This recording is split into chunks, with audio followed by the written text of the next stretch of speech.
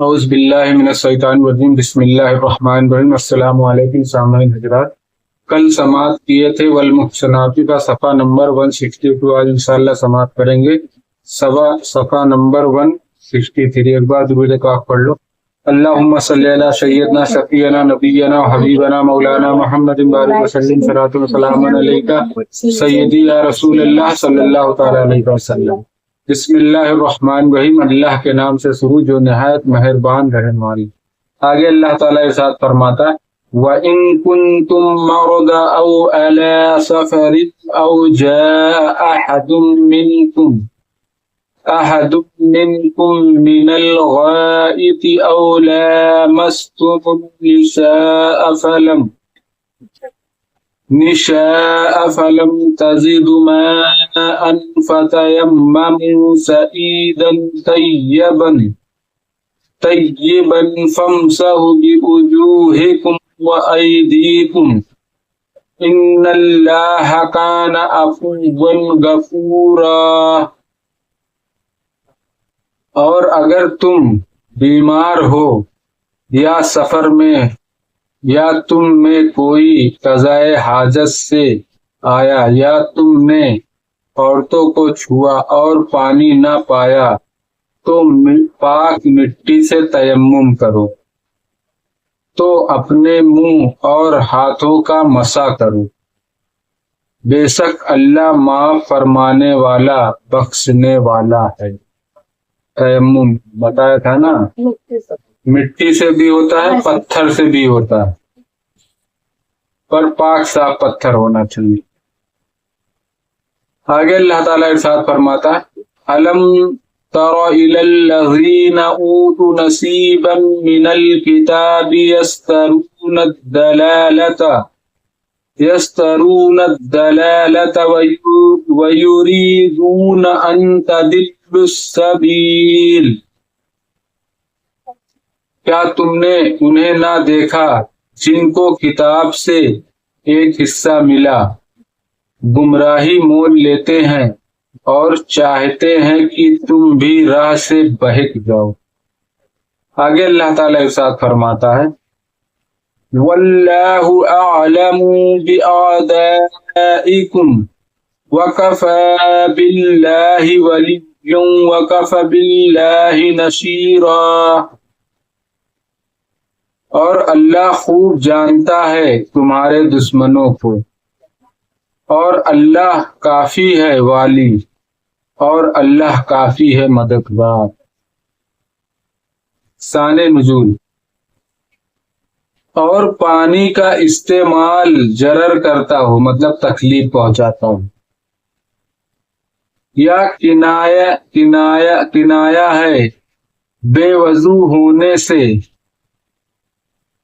یعنی ذمہ کیا اس کے استعمال پر قادر نہ ہونے، خواہ پانی موجود نہ ہونے کے باعث یا دور ہونے کے سبب، یا اس کے حاصل کرنے کا آلہ نہ ہونے کے سبب، یا سانپ درندہ دشمن وغیرہ کوئی مانع ہونے کے باعث، مطلب یہ سب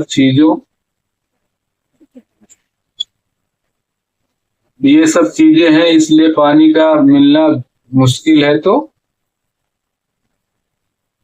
یہ تیمم کا حکم ہوگا کے باعث۔ یہ حکم مریضوں، مسافروں، جنابت اور حدث والوں کو شامل، مسافر رہے گا کہیں راہ میں جا رہا ہے اس کے لیے بھی یہ حکم آ جاتا ہے، مریض رہے گا اس کے لیے بھی، جنابت والا ہے اس کے لیے بھی۔ جو پانی نہ پائے یا اس کے استعمال سے عاجز ہو، عاجز سمجھ رہے ہو نا، مطلب مل ہی نہیں رہا ہے تو عاجز ہو، تو اس کے لیے یہ حکم آ جائے گا۔ مسئلہ حیض و نفاس سے طہارت کے لیے بھی پانی سے عاجز ہونے کی صورت میں تیمم زائد ہے، جیسا کہ حدیث شریف میں آیا طریقہ تیمم کرنے والا دل سے پاکی حاصل کرنے کی نیت کرے، دل سے اس کی نیت ہونی چاہیے کہ ہم پاکی حاصل کر رہے ہیں۔ تیمم میں نیت بالازمہ شرط ہے کیونکہ وہ نص سے ثابت ہے۔ جو چیز مٹی کی جنس سے ہو، جیسے غرد، مطلب گردے نہیں ہوتے مٹی کے گردے، ریتا، ریت نہیں ہوتی، ریت، پتھر، ان سب پر تیمم جائز، تیمم ان سب پر جائز ہے۔ خواہ پتھر پر غبار بھی نہ ہو لیکن پاک ہونا ان چیزوں کا شرط ہے۔ چاہے پتھر پہ کوئی بھی گردہ وردہ نہ ہو، صاف ہو، مگر اس کا پاک ہونا شرط ہے۔ تیمم میں دو ضربیں ہیں، ایک مرتبہ ہاتھ مار کر چہرے پر پھیر لیں، ایک بار ہاتھ مار کے چہرے پر پھیر لیں، دوسری مرتبہ ہاتھوں پر، پتھر پہ مار کے ہاتھوں پر پھیر لے، دل میں مگر یہ پاکی کی نیت ہونی چاہیے۔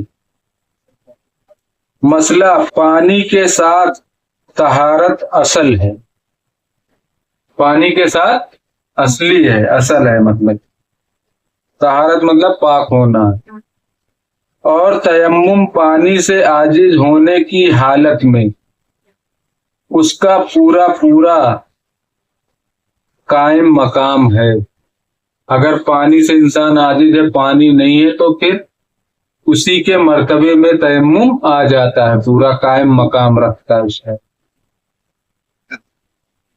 جس طرح حدث پانی سے زائل ہوتا ہے، اسی طرح تیمم سے، حتیٰ کہ ایک تیمم سے بہت سے فرائض و نوافل پڑھے جا سکتے ہیں۔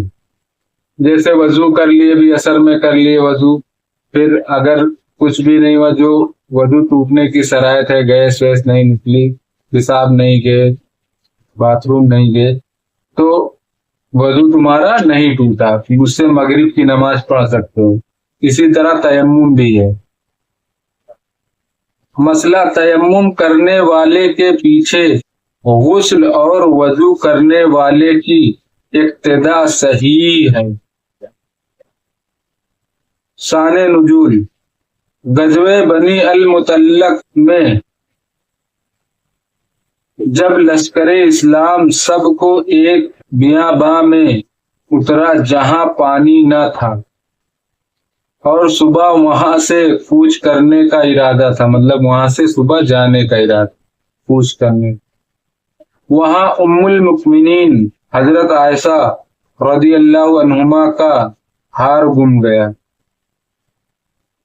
ساری مومنوں کی ماں ہیں، مرد مومنوں کی مائیں ہیں، اس کی تلاش کے لیے سید عالم صلی اللہ علیہ وسلم نے وہاں اقامت فرمائی۔ صبح ہوئی تو پانی نہ تھا، اللہ تعالیٰ نے یہ آیت تیمم نازل فرمائی، سبحان اللہ۔ اسید بن حضیر رضی اللہ تعالیٰ عنہ نے کہا کہ اے آل ابو بکر، یہ تمہاری پہلی ہی برکت نہیں ہے، یعنی تمہاری برکت سے مسلمانوں کو بہت آسانیاں ہوئیں۔ اب پانی نہیں تھا، تیمم کر لیے تو اس سے بھی پاک ہو گئے، وضو بھی ہو گیا۔ تو یہ پہلے کے دور میں لوگ بہت دور دور جاتے تھے، ایک دم ریتیلا، وہاں سب ریتیلا میدان ہی رہتا تھا نا، تو وہاں پہ زیادہ یہ سب سبب ہے۔ یہاں تو ہر وقت پانی رہتا ہے۔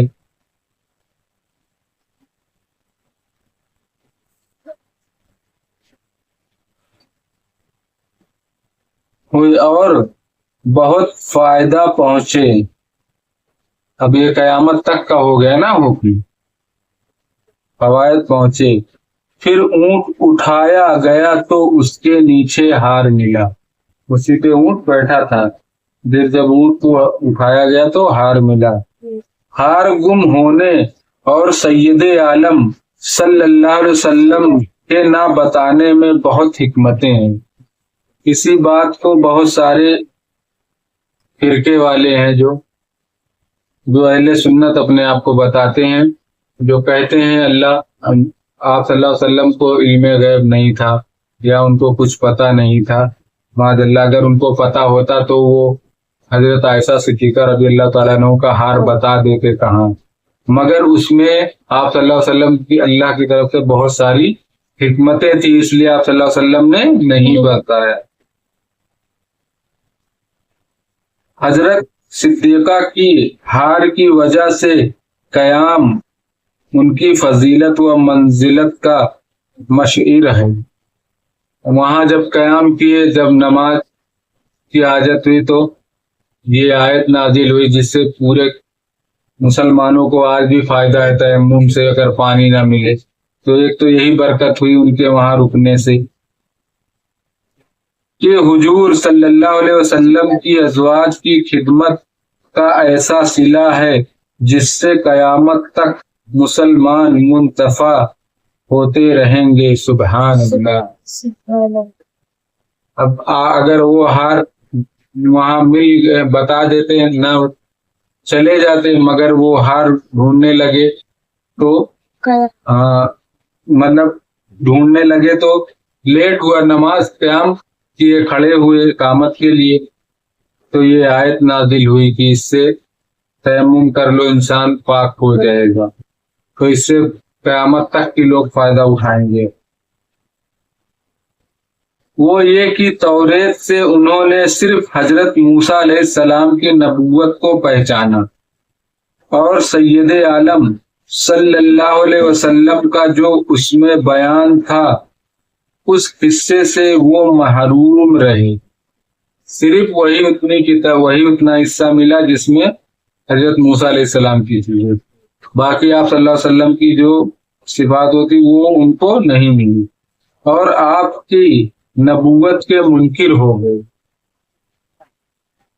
شان نزول، یہ آیت رفع بن زید اور مالک بن دخشم یہودیوں کے حق میں نازل ہوئی۔ یہ دونوں جب رسول کریم صلی اللہ علیہ وسلم سے بات کرتے تو زبان ٹیڑھی کر کے بولتے۔ یہ جب آپ صلی اللہ علیہ وسلم سے مخاطب ہوتے بات کرتے تو زبان کو ٹیڑھی کر لیتے تھے۔ حضور کی نبوت کا انکار کر کے اے مسلمانوں، اور اس نے تمہیں بھی ان کی عداوت پر خبردار کر دیا تو چاہیے کہ ان سے بچتے رہو۔ وہ بہت سے لوگوں کو بھی بہکا دیتے، اس لیے اللہ تعالیٰ نے خبردار کیا۔ اور جس کا کار ساز اللہ ہو اسے کیا اندیشہ، بے شک جو اللہ کو چاہے، اللہ سے مدد چاہے، اسے نہ کوئی ڈر ہے نہ کوئی غم ہے۔ وہ ہمیشہ اللہ کی، جو اللہ سے ڈر گیا وہ کسی سے نہیں ڈرے گا، جو اللہ سے نہیں ڈرا وہ سب سے ڈرے۔ صدق اللہ العظیم۔ باقی انشاءاللہ کل سماعت کریں گے صفحہ نمبر 164۔ بسم اللہ الرحمن الرحیم۔ صلی اللہ علیہ نبی الامی وآلہ صلی اللہ علیہ وسلم۔ صلاۃ و سلام علیکہ سیدی یا رسول اللہ صلی اللہ تعالی علیہ وسلم۔ اللہم انت السلام ومنک السلام والیک یرجع السلام، فاحفظنا ربنا بالسلام وادخلنا الجنۃ دارک دار السلام، تبارک ربنا وتعالیت یا ذی الجلال والاکرام۔ اللہم ربنا آتنا فی الدنیا حسنۃ وفی الآخرۃ حسنۃ وقنا عذاب النار۔ یا اللہ، یا رحمان، یا رحیم، یا مالک القدوس، یا اللہ ہم نے جو قرآن پاک کی تلاوت کی اس کا پڑھنا سننا قبول عطا فرما۔ یا اللہ اس کو پڑھنے میں کسی کی غلطی، گستاخی، بے ادبی اپنے رحم و کرم سے معاف عطا فرما، اور ہم سب کو صحیح پڑھنے کی توفیق عطا فرما۔ یا اللہ ہم سب تیری بارگاہ میں توبہ کرتے ہیں۔ استغفر اللہ ربی من کل ذنب واتوب الیہ، استغفر اللہ ربی من کل ذنب واتوب الیہ، استغفر اللہ ربی من کل ذنب واتوب الیہ سبحانک ذی العزة عما یصفون وسلام علی المرسلین والحمد للہ رب العالمین وبحق لا الہ الا اللہ محمد رسول اللہ صلی اللہ تعالی علیہ وسلم. السلام علیکم ورحمۃ اللہ تعالی وبرکاتہ.